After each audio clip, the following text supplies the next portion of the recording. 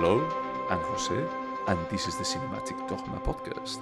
I'm joined by my Broadway invited friend, Broadway adjacent, let's just leave it like that, friend Blake, as every week. Thanks, Jose. I'm happy to be here. Are you, Blake? Am. You sound a bit I'm very excited hesitant. to discuss this film. Okay. And what was the film that we actually watched this time? This was my pick, and I picked a Mel Brooks comedy from the 60s. I'm shocked. I know. I'm just shocked. I'm shocked as well. And it's a film I've seen before, and I picked the 1967 classic, dare I say, The Producers. Mm-hmm. And why did you pick The Producers? I picked this because you just came back from some time in the United Kingdom, where you spent a little time in Scotland, a little time in England, and while you were in England, you saw a production, am I wrong, of a stage production of The Producers, the musical. And Correct. I asked you, have you ever seen the original film production? And you said no. And I said, let's watch it. Correct. Yeah, that's a very, very detailed explanation about our lives and our travelings. And I wanted to watch it because I had not seen this before, and somebody I respect recommended I watch it, and I remember watching it, and I forgot why, but I remember being surprised at how much I liked it, but I had forgotten everything, and so I wanted to watch it again and figure out, do I still like it? Okay, that's fair. So hold back on the answer to that question, because I need to summarize this classic first. I see what's your pick. I mean, this movie is like, oh my god, it's almost 60 years old. Oof. Wow. Just process that. Good Lord. And the other fun fact before I start with the real summary, Mel Brooks is still alive. That's just insane to me. Insane. Yeah, because I was checking Gene Wilder, on what year he died, and I think that he died 2016, and I was like, okay, Mel Brooks probably died in 2010. He's still alive. He just turned 100. Yep. Wow. That's amazing. But yeah, going back to the questions. Really, really quick, he is just one of only 27 entertainers to win an EGOT. Correct. And he actually won... Well, we'll go in a bit later about that. But it's like he won 2 of those thanks to The Producers.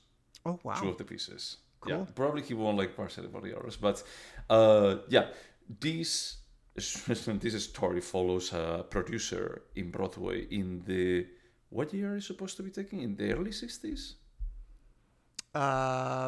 It must be because of the kind of hippie approach. Yeah.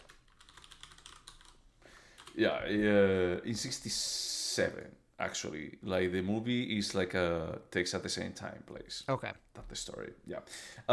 So it's in the 60s, late 60s, and it follows Max Bialystock, that is a producer of Broadway plays that is in a disgrace moment, and all of his recent plays have been a flop. He crosses paths with a younger accountant played by Gene Wilder. Leo Bloom is the name of the character, and he gives the very naive, or very, I don't know if naive is the right word, but it's not so versed in the ways of the world as Max Bialystock, and he gives them a scheme in a non-intended manner, and he tells them that it's hey, you can make more money as a producer if you produce a flop than actually a successful play, because you can raise infinite amount of money for it, and they just say that it failed from the first day. So you don't have to give any money back of the benefits because you reap 0 benefits. And that puts them in the search and production of the worst potential play ever. And they come up with a play that is called Springtime for Hitler. What's the full title? I can finish it for you. Springtime for Hitler, a gay romp with Adolf and Eva at Berchtesgaden. Yes, thank you for the detail, like point blank. Fun fact is that initially Mel Brooks wanted to produce a movie that it was called Springtime for Hitler. Only that. And after approaching a couple of studios, he realized that that was not going to fly. So he ended up like building the story around everything else around it. So it's a meta movie versus like what he wanted to do initially. But going back to the story, is that they basically hire the writer of the play that is clearly a Nazi, the writer of the play. Then he hire like the worst potential director that they can find. And they also hire like the worst actor that they can find, that is basically a hippie on this version. And then the twist of the movie is like the musical, instead of turning into a big flop, it turns into the biggest success ever in Broadway. It turns into a smash. And that's pretty much it. It's a very campy story, high, low brow kind of comedy. And it has like very shocking scenes from the comedy aspect that I think that they're pretty memorable. Should I go into more detail? There is a Swedish woman that they hire, that it comes out of nowhere. Ulla, yeah. That it comes like basically out of nowhere and is there mostly for comedy relief and sex appeal on the screen. Yeah, I mean, it feels kind of light when you say it that way, but that's basically that's it. That's the plot. Yeah, that's. You could go like in small details, like in a moment. But let me just ask. I mean, it's 60 years old, and it was remade. It's also a theater play, so people know about this. One of the things that I didn't know, it was about this is about producing a play about Hitler. I think that my brain like just put it behind like several layers until 2-3 months ago that I started suggesting about or asking you about the producers. And it's like when I realized like, oh, they're producing a play about Hitler. And this was like 22 years after the end of World War II. So it may have been still a bit shocking to just take it in at this kind of, I don't know, light way. It was a little soon. Yeah. So let me ask you, did you like it? I still liked it. I still liked it a Nice. lot. It's and it's still surprising to me because, well, it's a comedy. Comedy's typically not my thing, but it's kind of like slapsticky comedy, or it's kind of like over the top comedy, which is not typically my thing. And in fact, throughout while I was watching it, I was trying to answer the question, is this timely or timeless? And because the comedy is so over the top, there was a part of me that wanted to say it's timely because it's like, oh, this is so like of the moment. But I don't think it's timely. It's just like a very specific type of humor. But I think that it becomes timeless because it's still funny. 60 years later, there's like this humor to it that's so absurd and ridiculous that it still made me chuckle, even though it was like that, like through the nose, breathing out through the nose laugh. I did that a lot. So one interesting thing is that when comparing it, because for me the first thing that I watched of the producers was the theater play. That, let's remember that I think that it opened in 2001. The very first stage production of the producers? Yeah, so that's almost 40 years later. Well, 30 something years after the movie, 34. So it's a very big distance between the other. And I have to say, I like the play more than the movie, and I'm not trying to detract from the movie, but they make some characters make a tiny bit more sense, and transitions they make more sense. So the script is more polished, let's just say. The core of the story is the same. Nothing has changed, but it's that they actually give like proper motivations to the characters that Mel Brooks didn't care when he produced like the original movie. So that part I can say after watching the theater play, it does feel timely to me. Now, one thing that I could say is that he knew what to build the movie around. And it's a very well thought humor about like, hey, I just want to do this as a way of ridiculizing and shocking around Hitler.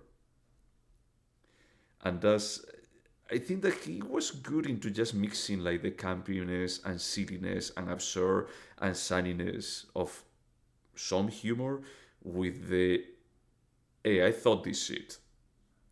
This is not like the first random absurd thing that I wrote. It's like there is like a lot of thinking and elevation of the stupidity when I'm doing these movies. And there's a lot of like really, really pushing the envelope hidden behind kind of this ridiculous humor, which it seems very safe, but at the same time, it's not safe at all. I don't know if I'm talking about the same things you're talking about, but um, what is the name of the main guy? Max Bialy. Bialystock. They call him Bialy for short. Bialy. So Yeah. Bialy like seduces all of these little old ladies, Oh so yeah. they'll pay for his plays, and when he seduces them, he plays these sexual games with them, and they role play, and one of them asks him to play the cruel rape of like Yeah, I don't remember the name. Lacacia by the stable boy Redondo or something, and they like act it out, and it's like what they're actually asking these old, like having this old woman do on stage is like it's actually like It's really shocking. shocking what they're doing. Like Yeah. it's hidden behind this like light-hearted laughter, but like if you actually sit down and think about what they're acting out, it like, and that's the comedy of it. I don't know. It just works on so Yeah, many yeah. levels that it just really I enjoyed it. Yeah, it's a bit of a type of humor. Like that part is like the hey, you don't expect like to see an old lady saying something like this. It reminds me of Airplane, the movie. I've never seen it. Okay, then I won't give it away. I will give it away, but it's like yes, that humor of this person feels pretty out of place that they are doing like something like that. So it's not like so much about like let's be silly, and this will make sense. It's like no, it's thinking about like how the audience is going to be reacting. And before we started recording, we were talking a tiny bit about John Waters, and I think that is the similar thing that is like Mel Brooks used to do a type of humor that I think that now the envelope has caught up. I mean, now, like many years ago, has caught up to that combination of, okay, is it between bros kind of thing? Is it still like the silliness and the stupidity and the sexuality of the low, more crass type of humor? But there is a tiny bit of a smartness added on the mix that it makes it more timeless. I agree 100%. In fact, particularly when the actor whose nickname is LSD, the actor who comes in and auditions, well, he ends up playing Hitler. He sings a song about love, or what he calls power, how everyone should have a flower instead of a gun. And the song is just so homoerotic and sexualized, and I couldn't help but think of Dr. Strangelove, and how the humor in Dr. Strangelove is so over the top sexual, but it's also Yep. elevated, but also like elementary school recess humor at the same time, but also elevated. And I was like, this is this weird combination. So I totally Yep. agree with what you're saying. It's both Yeah. things at the same time. So it's like timely Yep. and timeless. Yep. One interesting thing or fun fact is that they change a lot that character, because the thing is that that character is hilarious from the perspective like it's a hippie, so you're in the 60s. Is that you're going to be like, oh my god, Hitler played by this free spirit, like hippie. It's like what the heck? It's completely out of character. So what they did on the stage play, the actor that is supposed to play Hitler is the writer, and the writer on the opening night he breaks a leg, literally, and needs to be replaced by the director. So the Hitler becomes like a gay fantasy. Like the springtime for Hitler Interesting. is like a gay explosion. It's basically like a drag queen, like a performance, like glitter all around. Was the overall mood of the film, the producers, the same as the stage production you saw? Yes, it was still pretty campy, like very silly, like some of the jokes about like, oh, now we're going to go like for the visual comedy. But from time to time, it had like that kind of elevated of, okay, that was funny. And I had to say that my reaction, because it's like you don't see the audience seeing the springtime for Hitler. But as I hadn't seen that sequence, nor in the original or in the remake in 2005, for me it was the first time, and my reaction was exactly the same one as the audience in this movie, like completely like, Jose's jaw's on the floor for those who can't see. yeah. And they do like something like pretty cool that at the end is like they basically explode confetti all over the theater, and it's like white, red, and black as the swastika. Huh. So it was like a cool production. It was like, okay, this is silly, over the top, and it works. I actually texted you this after we had both seen the film. Did watching the film, did it whet your appetite to see the recent remake starring The Uma Thurman 2005? Yeah. and who else? It's Matthew Broderick, right? Matthew Broderick and Nathan Lane. Nathan Lane. So did it Yep. make you want to watch the recent remake? I would love to watch Nathan Lane any day. Really? You're a big Nathan Lane fan? Yes. I mean, I find him attractive. Let's just leave it there. But Okay. but from what I heard, that was not a good adaptation from the musical. And it's the That's musical not what I itself. asked. I said, does it make you want to watch it? I didn't say, is it a good remake? I don't think so. I mean, I just come from watching the stage play, and probably I'm going to try to compare it with it.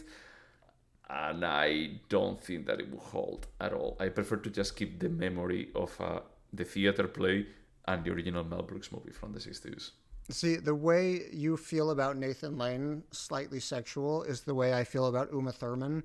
And I had such a good time with the original producer's film. Sure, I agree with you. I'm probably going to be disappointed watching the remake, but I had such a good time watching this first one that I'm like, yeah, I'd invest another hour and a half in this weird zany world of like laughing at Hitler. Sure. I mean, maybe it works. Let me know. The reviews 51% on Rotten Yep. Tomatoes. Yeah, I think that it was like very infamous when it was released. And the funny thing is that it was one of the most successful musicals when it came out. I don't know if it won like 12 Tonys or something crazy like that.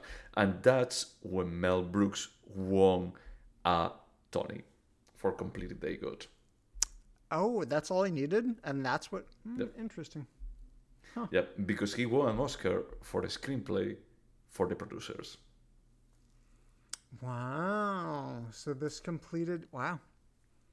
Yep. Good for Mel Brooks. And Mel Brooks wrote the songs for the musical. But he doesn't write music. So he basically used musicians for just having the music that he wanted. And that's how he won? Yes, I mean he won like I don't know if he won like the best musical as a producer of the producers. So EGOT it's fast and loose when it comes to Mel Brooks. Probably at that point they thought that it's like, well, he may die in a couple of years, so let's just give him the job. We'll just give it to him. No one will remember Yeah, anyway. jokes on him, jokes on them, because he had still like 20 more years in him. Well, almost 30 at this point. Yeah. But yeah, Well- I would recommend you to not watch the movie with Uma Thurman and try to watch the stage production. I wonder if it's coming to... I'm sure some version of it is coming to San Francisco.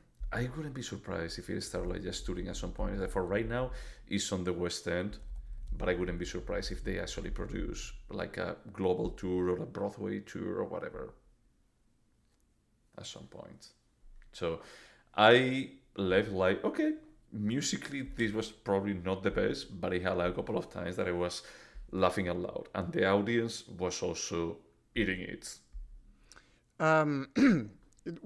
Was there considerably more music in the stage Yes. production? There was a lot more singing. Yes, a lot more singing. A lot.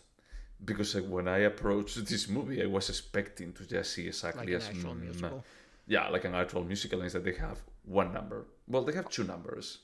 Honestly, I kind of remembered a musical. I didn't remember it being so just kind of a straightforward dialogue heavy narrative. Yeah. Are you sure that you didn't watch the Uma Thurman movie? Well, I'm wondering if I'm guessing I did see it at some point, but anyway. But yeah, overall, I like it. I think that it shows a bit its age, but it also like displays that it's like Mel Brooks was good at this shit. But for a comedy in the 60s, it ages fucking well. Yeah, on that I agree. It's like you wouldn't say that this is from the 60s. Now, one thing that I didn't like is Gene Wilder. You didn't like his acting. performance or what was asked of him? I think, well, the problem is like as I actually have watched the other one, his character is like way better fleshed out on the stage musical. Way, way better. And here is like this kind of, okay, you're going to be like this kid in the body of an adult, and you get like loop into this disaster, but we don't know why. It's like we understand that Bieli is like, he's a terrible human being and he only cares about money. It's like, yeah, we get what he would do, like this scheme. But with Leo Bloom, it's not really that clear. It doesn't show, like, it's as if he has nothing to lose. I had a similar complaint as I watched this, and I have this about most comedies, is that characters stop being, well, like, characters. They're not well-rounded. It's just, they're like stock. Yeah, they're like just an excuse for moving the story forward. And that's like the part that I think that the musical does like much better. The characters, they make some sense. Even Ula makes some sense. It's like, so she has like some music numbers and he has like a love interest with Leo Bloom, blah blah blah. So it's like there is more about like, hey, we're not going to be like throwing the character here. It has to be like driving towards somewhere. So what I see of Gene Wilder is like maybe what you were giving definitely was not as good as what we saw. Sorry, it's not as good as what I saw on the stage production. But also when I see you how you are acting, I don't even know what you want to do with this character. Yeah, it doesn't make sense as like a fully fleshed out entity. Yeah. So it's like maybe it's a combination of both things. About like, hey, maybe the material wasn't that good, but it's like you didn't even try to do much with it. And I had the same thought with Ula. I even had to Google, like, tell me about this character because it doesn't make sense why there's so much attention on her and she has so little to do. And ChatGPT kind of explained that she was kind of a cultural moment in the Mel Brooks universe across a couple different films. So, like, it made sense in the moment of when this film came out, but not. It's like, yeah. So there's some problems that didn't age particularly well. Yeah. I mean, one thing to keep in mind is that this is Mel Brooks' first movie. Really? Yes. But he had been doing. Okay. Yeah, he was an actor and some other stuff, and probably he wrote like some stuff before this. So it was more of this was like the time that he was behind the camera. Got it. Yeah, that makes sense. So from that perspective, is I just feel it's like, okay, there are things here that I feel like they could have been better, but it's also because I have a comparison 34 years later that it makes it better.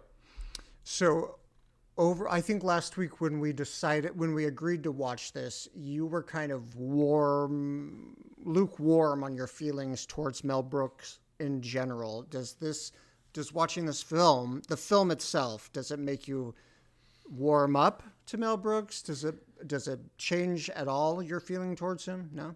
No, because I think that I would like to rewatch at some point Spaceballs, because I remember liking it a lot when I was little. A lot. But I also remember the first time that I watched John Frankenstein, and I also said that this is a really good movie. So I respect him, but it's like for specific entities. It's like I think that I tried to watch Blazing Saddles, and I was like, this is not for me. This is too much. And this movie left me like, it's like, the stage play is better. They made a really good job with the source material. So it doesn't change my mentality into this is the best comedy director that ever existed. It's just like, it's a specific flavor, and I respect it.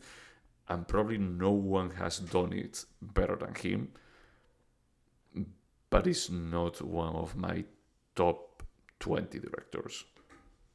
Got it.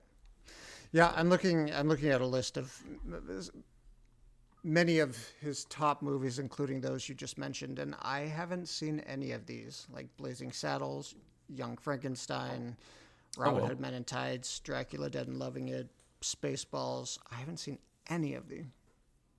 Oh, wow. Okay. I mean, we can watch. I would be down to rewatch John Frankenstein. The rest, well, we can explore. Yeah, well, you'll have to give me a list later. Yeah. I'm just afraid of rewatching Spaceballs and just discover that I was a dumb kid. That is like, why the heck did I like this shit? Yeah, or maybe you'll just be like, yeah, I liked this as a kid, and I can give myself permission to like it now because I liked it back then. That's why I like Spice Girls. I mean, it's like a nostalgic trip to your past. It's a comfort food kind of thing. All right, let's move into the questions, I think. Let's do it. All right. So, Blake, would you watch The Producers 1967 again? I would. I would watch this over and over again, and it wouldn't even have to be that soon, and I may even watch the remake tonight. Oh, wow. Okay. Brave of you. All right. I think that I will rewatch it. Probably not right now. I think that I would be more keen to rewatch the stage play in some time. Oh, really? Before you'd rewatch the film? Yep. Huh. Interesting. Yep. Honestly, is that the script is way better. I can tell there's a lot in the source material to work with. You could see how you could take it a million different directions. Yep. So, and there are like some sequences that they are like pretty funny. Also, like how they play them, like the how do you say, when he starts like just using all of his grannies when he goes to Granny Land. I don't remember how, or Old Lady Land. I think that he calls it. Is that part is also like pretty well made about like how he's connecting with all of them. They have like a number with the walkers like on the screen, like a choreography. So it's pretty funny, I could say. So is that they elevated the source material. So watching it is like this feels like a prototype of what the stage play became. It's not like when you watch Hairspray, the John Waters movie, and then you watch the musical movie with John Travolta playing divine role, and you feel like, who the fuck thought this? I didn't understand the comparison. So it's the opposite. That is like, for me, Hairspray is a movie that when I watch the musical, it's like, okay, yeah, some of the music can be like catchy, but it's like, did you really need to do like the movie? It doesn't feel. Oh, I see. Yeah, it's like, why did you even like do a musical? You know, it's Right, like, okay, that's the this point. can work, but it's like it's a different material. It's not a bit of an evolution of the source material. You know, in this case, for me, what it feels like the original movie, it feels like a prototype of the stage play, because I feel like the script changed enough and gave enough body to the story to feel objectively better than the original movie. Speaking of willingness to watch and rewatch this, did your boyfriend watch the film This movie, yes, yeah, with you just recently? yes, Did he like it? yes, he liked it. Did he watch the stage play? No, Okay. sorry, he cannot tell you like the comparison, but no, he I was didn't. just curious what did how he liked it, but did he think it was funny? The film. Yeah, yeah, he thought it was funny. Yeah. Would you recommend The Producers 1967?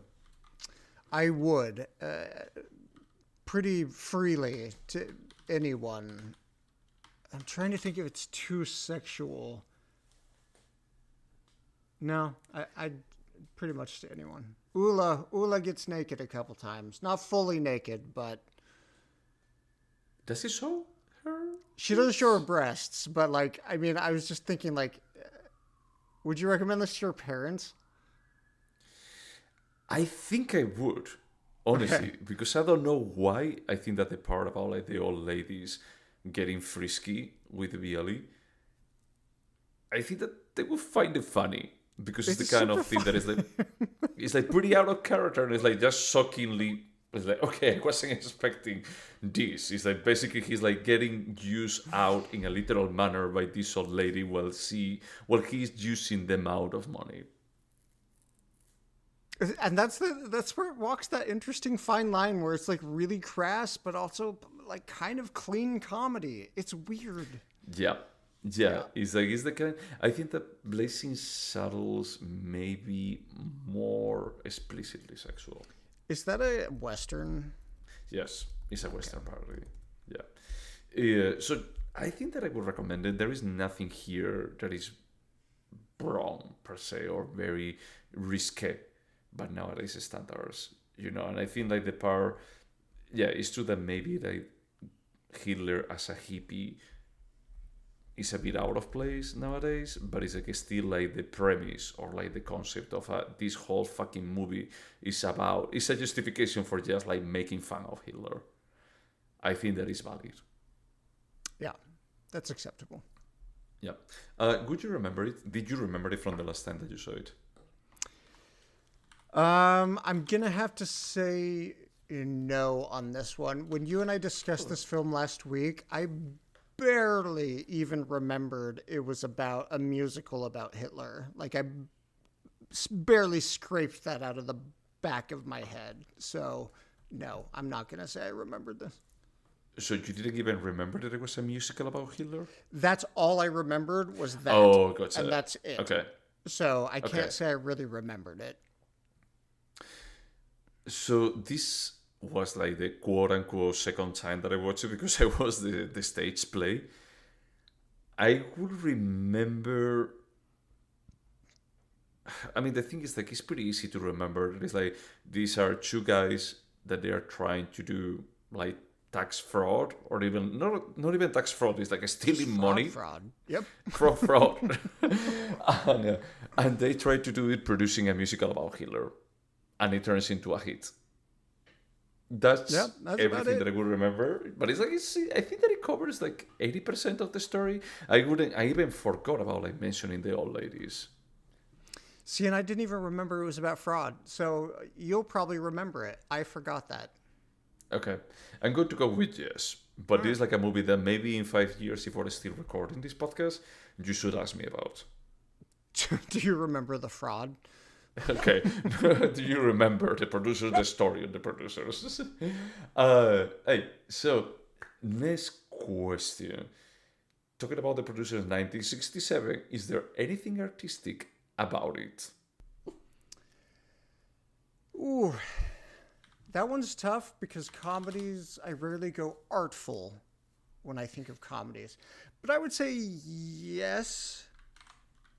I would say the things I pointed out so far, walking that fine line between crass and clean comedy, the performances were good.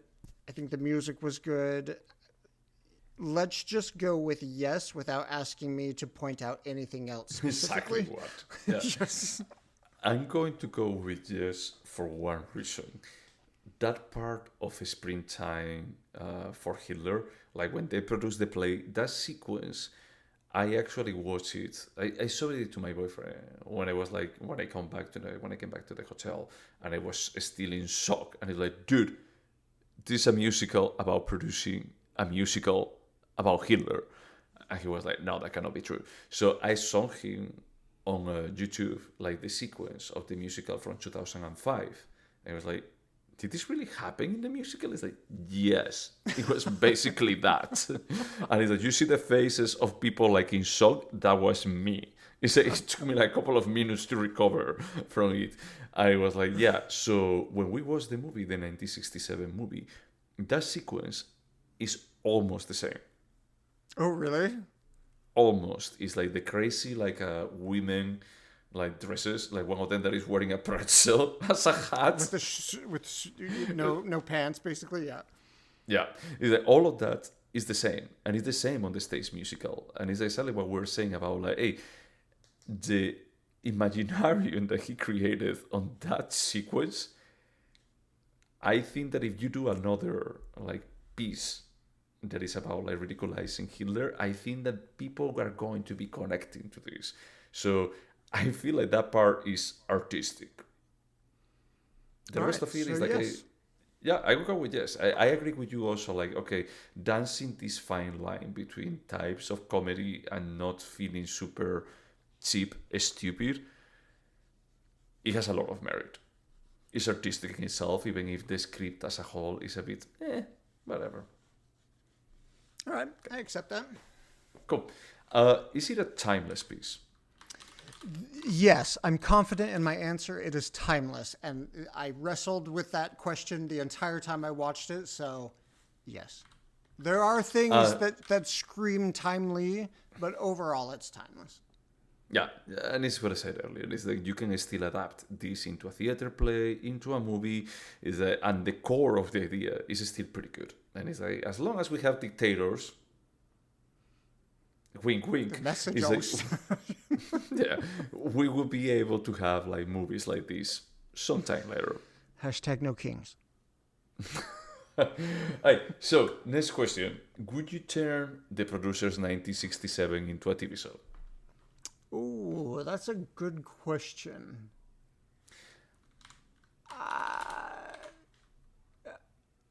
I'm gonna. I don't know the answer to that. I'm just gonna go with no. I think probably the material could lend itself to a mini series, yes, but I feel like it's just more fun as to be consumed in a single sitting as either a play or a film. I do agree with that, but I still would like to see it turn into a TV show because I think like the structure. Yeah, actually, it almost feels like that. It almost has like several phases that they have about like First, you have like the story of them connecting, then connecting with the writer of the play, then connecting with the director, then the actors, then the play, then the consequences. Is that it feels like the structure could actually like give that. Now, I don't know if I could get the same impact of having to wait for 2 months to see the theater, like the play in itself produce, and just like being shocked over the course of 2 months instead of over the course of 90 minutes. That's the part that I'm not sure, but I would still give it a try. Yeah, you could try it out for sure. Yeah, I would give it a try too. Yeah. But my answer's still no. Yeah, that's fair. It's like it reminds me of some HBO TV shows. I'm not going to be like giving the name that it may have like 10 episodes every season, and it's like by episode 7 is like when shit hits the fan. This is the same. It's like episode 7 could be when they produce the play, and it's like holy shit. And then you have like 3 more episodes of the consequences of what happened. Yeah, it could work like that for sure. Yep. But yeah, next question. Could this have been a short? I feel like, yeah, this could have been less than 60 minutes. Oh, interesting. I mean, it was 88 minutes, no? Yeah, they could have cut 18 minutes off this. Wait, no, it would be 28 minutes. Yeah, but I feel like this could have been a short. Yep, it could have been a short. Yeah, I mean, they could have cut Ula out, and then it would have been fine. Yep, the story would have been the same. Removing Ula. I'm actually going to go with no, because I think that is that you need quite a bit of build-up. I had the feeling that is like the play in itself happens at the 1 hour mark or so. So it's like at that point is when you are like, oh, yes, because I had like the whole build-up to get to this, is that this has work. I mean, there's so much you could cut though. Like that, the last scene in the courtroom was so like, we don't need that. Yeah, you can get some stuff, but I'm going to stand with it. That is, I think it didn't feel dragged out. It feels like it could have been tighter, sure, but it didn't feel dragged out. It doesn't feel long at all. No, it feels like super light. And the last question: do you think that this movie could have been better? Certainly, I think there could have been a little bit of improvement in the script. I think you pointed it out better than I did, but Gene Wilder's character could have been tightened up. Not tightened up, could have been more fleshed out. Ula could have been given some better lines. Yes, there's a number of things that could have been better. Yeah, for me the same. I think that this script could have had a couple of polishes on top of it. And especially after watching the theater play, that is like, okay, now I come back exactly with like, what do you do with this character? Is that this makes no sense, you know? So yeah, but that doesn't make it a bad movie. It just makes it that it's like with time and 34 years in between, is that it became better. Great. Yeah, and it's not like, at least speaking for me, it's not like I walked away being like, there are major problems here. There's no like glaring, this is a huge issue. Yeah. Okay, should we score it? We should. This was my pick, so you go first. So I'm going to go. I think that this is becoming a norm of how many times I'm abusing of this. I'm going to go with a quarter point. I'm going to go with a 7.25. Okay. I'm going to go with a 7.5 because I need to just go just a quarter point above yours, like normal. You like it more. That's fair. A quarter point more than you. Yep, exactly that. Only a quarter. Hey, anything else to say about the producers? Any other last finishing thoughts? No, just go see it. Go see it in whatever streaming platform. I don't think that is going to be in the cinemas. Nope, not right now.